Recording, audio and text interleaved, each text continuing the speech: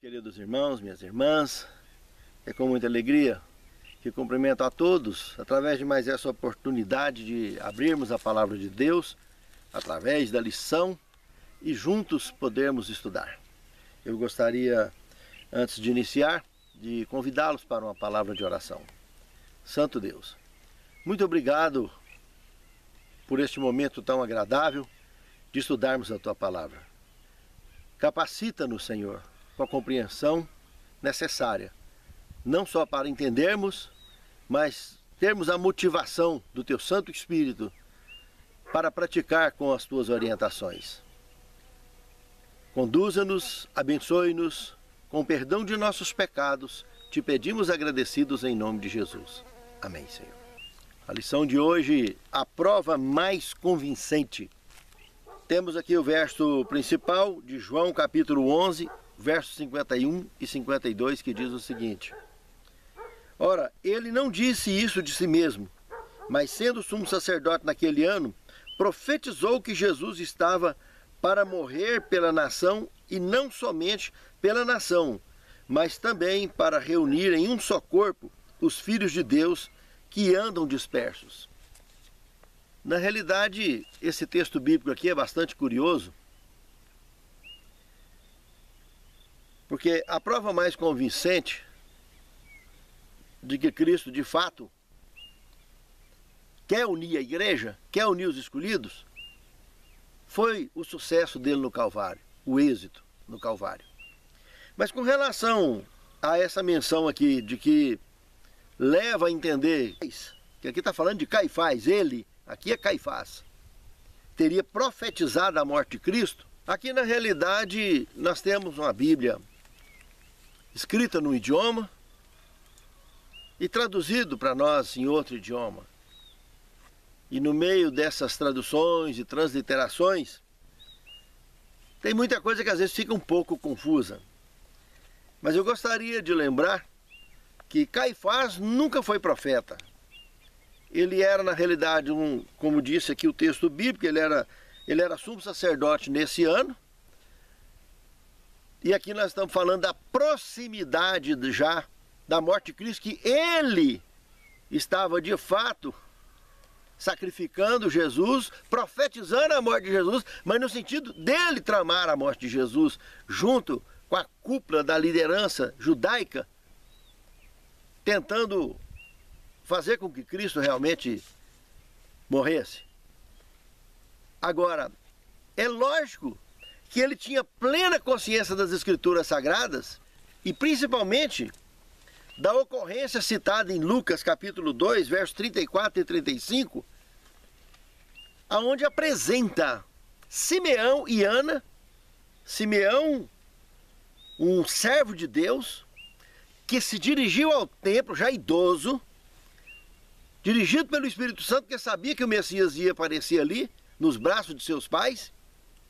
É obra marcada, ele sabia exatamente e foi lá encontrar com ele. E Ana, a profetisa também, que foi presenciar essa cena maravilhosa. E nesse texto que eu citei de Lucas, capítulo 2, versos 34 e 35, aqui mostra a profecia de que Jesus não só seria a nossa salvação, mas a salvação à custa da espada que transpassaria sua alma. Então Caifás, na realidade, estava fazendo uma conexão nesse sentido, onde ele mesmo estaria tramando a morte do Salvador. Confira o texto aí de Lucas e confira o texto aqui de João, capítulo 11, 51 e 52. Realmente é algo assombroso, porque as pessoas conhecem a verdade e muitas vezes quer usar a verdade em benefício próprio. E foi exatamente o que Caifás estava fazendo, e lamentavelmente muitos cristãos fazem o mesmo hoje. Quer usar a Bíblia para fazer coisa errada, buscar apoio, ponto de sustentação, textos isolados para sustentar a sua própria iniquidade. E como foi fatal para Caifás, será para qualquer cristão que adotar o mesmo princípio. Pense nisso, amado irmão. Pense nisso, amado irmão. A palavra de Deus é sagrada.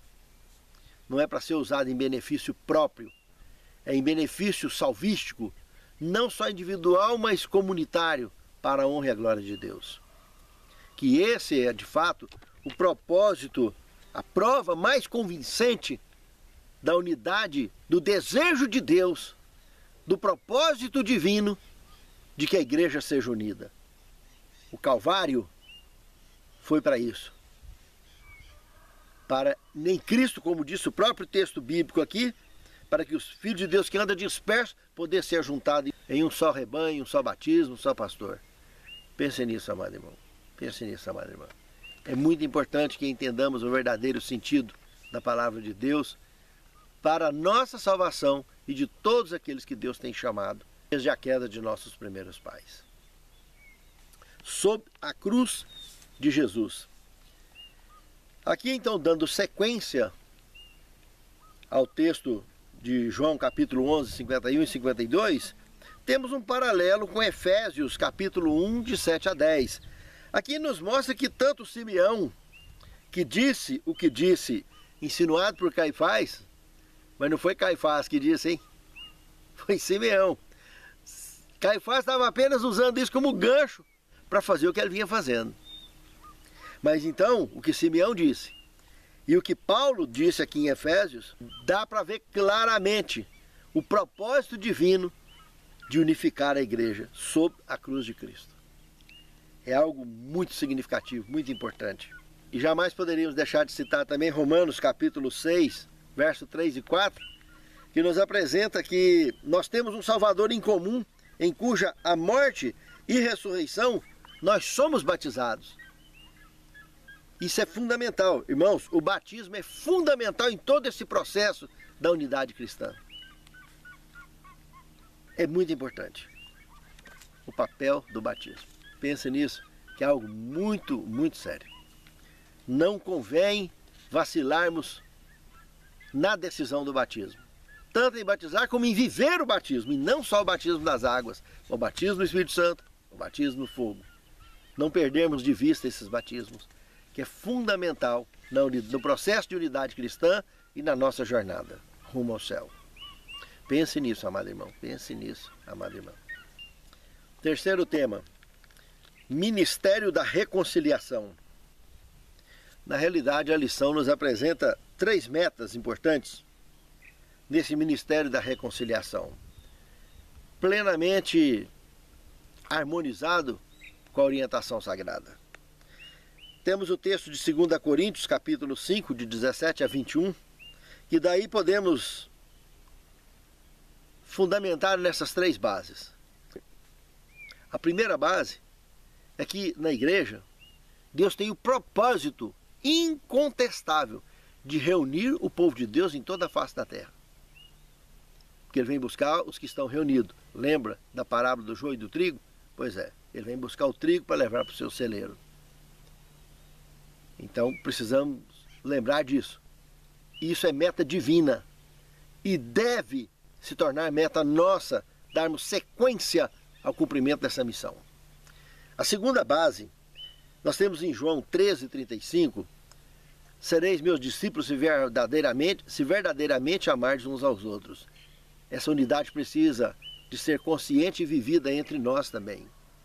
Não adianta termos ela de forma teórica, olhando só para a primeira base. Saber que Deus quer, que é importante, mas se eu não me esforço para isso.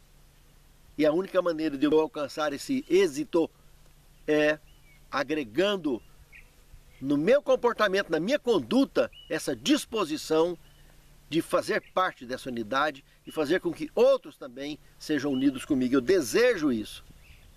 Se eu não fizer por onde, nada disso vai acontecer. Se eu não fizer por onde, essa missão divina em mim não vai acontecer, porque o meu livre-arbítrio não deu condição para isso. As minhas escolhas não deram condição para isso. E não é fácil nos unirmos com pessoas diferentes, com pessoas que pensam diferente, aceitarmos elas como elas são.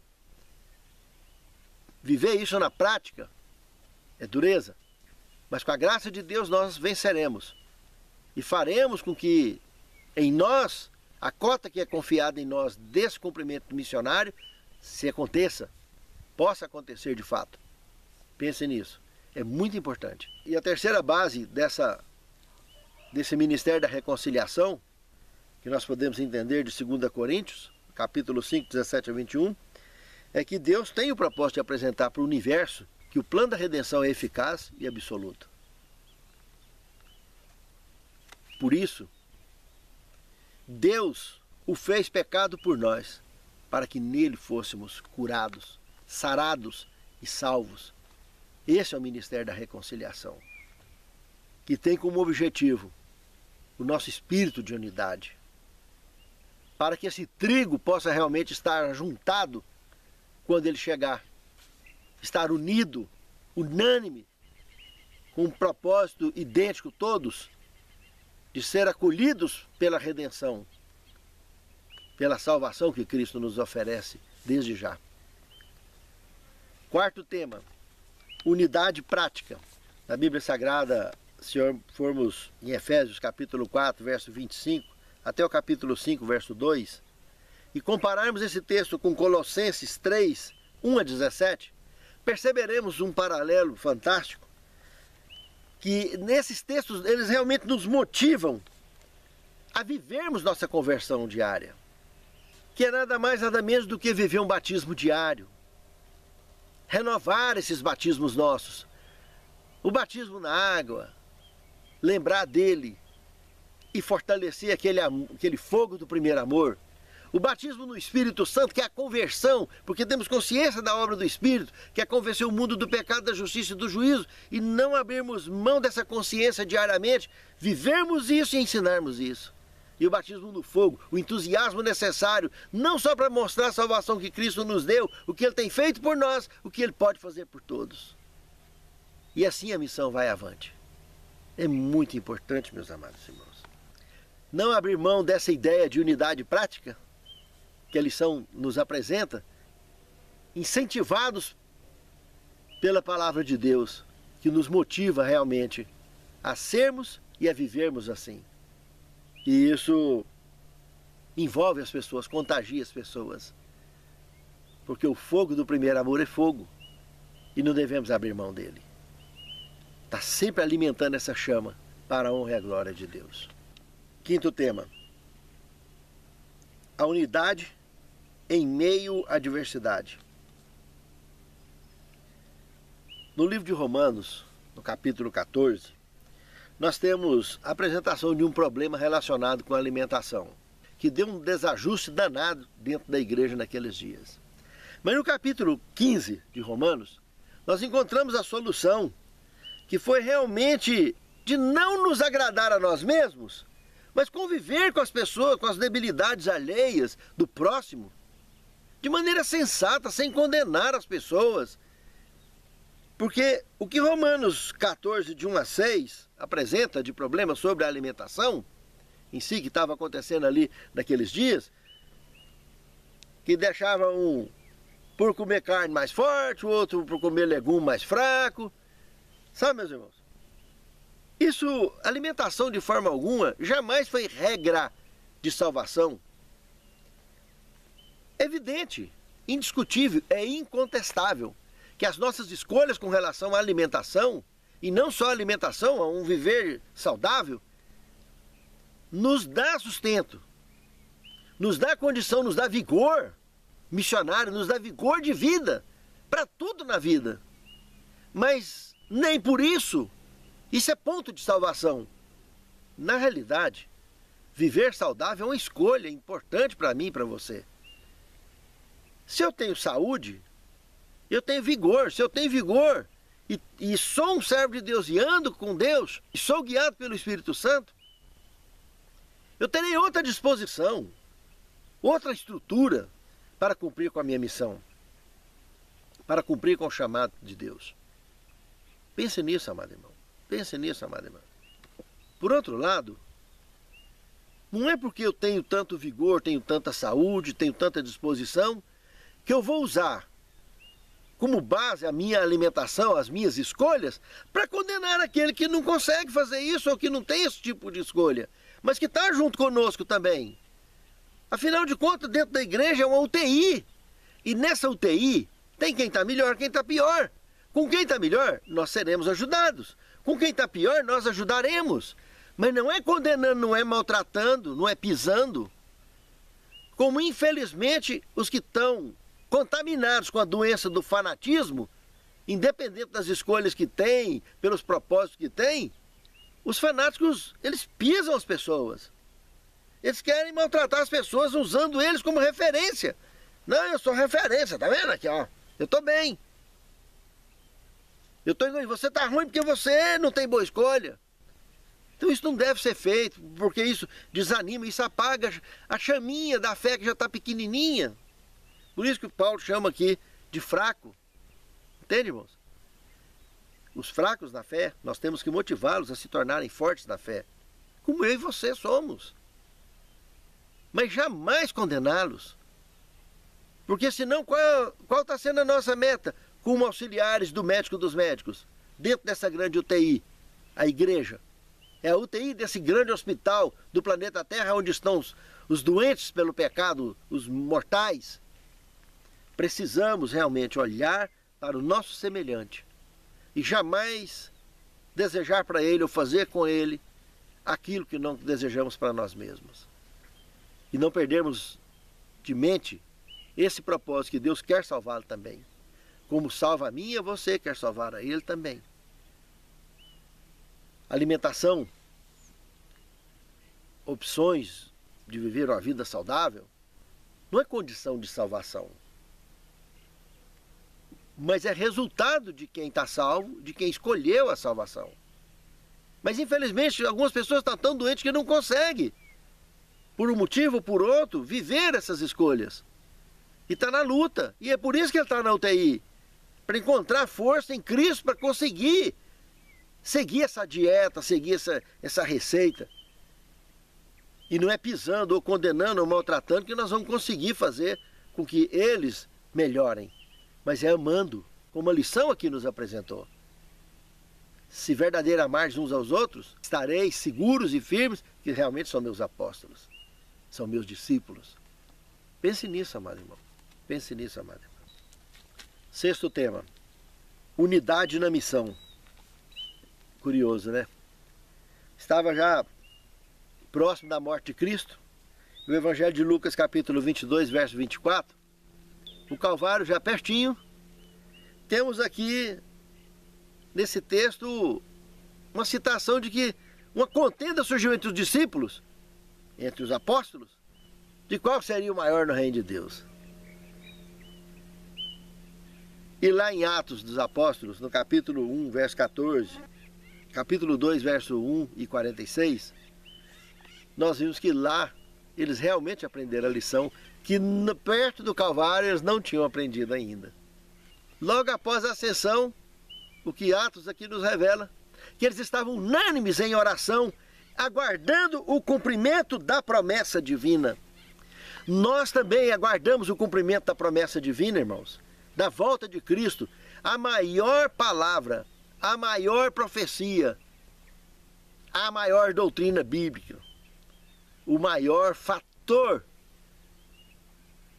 do amor de Deus apresentado para nós, a volta de Cristo, para nos revestir com a redenção,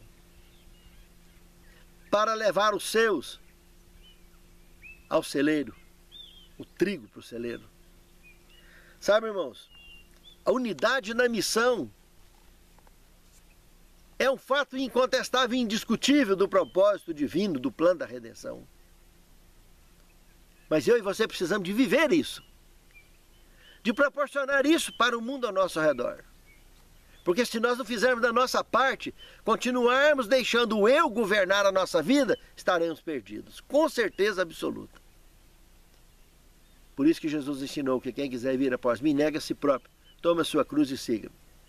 Esse eu não deixa, jamais deixará nós cumprirmos com essa missão de unidade cristã. Porque sempre, por tendência carnal, natural, nós queremos ser mais do que os outros. E quando aprendermos de fato a entender e viver isso, que o maior é o que serve, como Jesus fez lavando os pés do próprio Judas e dos demais discípulos, quando tivermos essa natureza impregnada em nós, aí sim estaremos vivendo a verdadeira unidade da missão. E é só assim que estaremos de fato preparados para assistirmos e participarmos do cumprimento da promessa divina, da volta de Cristo e da nossa salvação, de fato, sermos revestidos da incorruptibilidade mencionada pela palavra de Deus e vivermos para sempre com o Senhor. 7º tema, 3 bases infalíveis de unidade cristã. Se observarmos o que está escrito em Evangelismo, página 98 até a 103, temos essa confirmação clara. A primeira base apresentada ali são as revelações. O Espírito Santo sempre agiu dessa forma e não parou de agir. A segunda base apresentada ali são as Escrituras. Sempre ela é a base. Para sabermos, para filtrarmos toda e qualquer escolha e conduta eclesiástica, individual ou comunitária. E terceiro, o consenso. O Espírito Santo, ele mantém a igreja como um bloco que possa reunir, protegendo, evidentemente, os princípios sagrados da Escritura e promovendo escolhas unânimes para o avanço da causa de Deus. Nesse processo, vemos a função ativa da comunidade de cristãos, não apenas de seus líderes, e também a importância de pedir a Deus discernimento. Percebemos a direção do Espírito Santo em toda a compreensão da comunidade sobre a palavra de Deus e em sua experiência e suas necessidades, e na experiência de seus líderes ao ministrarem. Isso continua para mim e para você. Que essas 3 bases jamais fujam de nossa mente, seja como indivíduo, seja como igreja, para a honra e a glória de Deus. Senhor Deus, muito obrigado pelas orientações da Tua palavra para as nossas vidas e para a Tua igreja, o Teu povo. Faça-nos participantes desta missão e vitoriosos do cumprimento do chamado que Tu nos tens proporcionado. Nos abençoe e nos guie, para que naquele grande dia sejamos contados entre os salvos, juntamente com muitos outros que nos cercam no dia a dia. Que os nossos lares sejam participantes. Fortaleça-nos e guarda-nos, é o que te suplicamos agradecidos, em nome de Jesus. Amém, Senhor.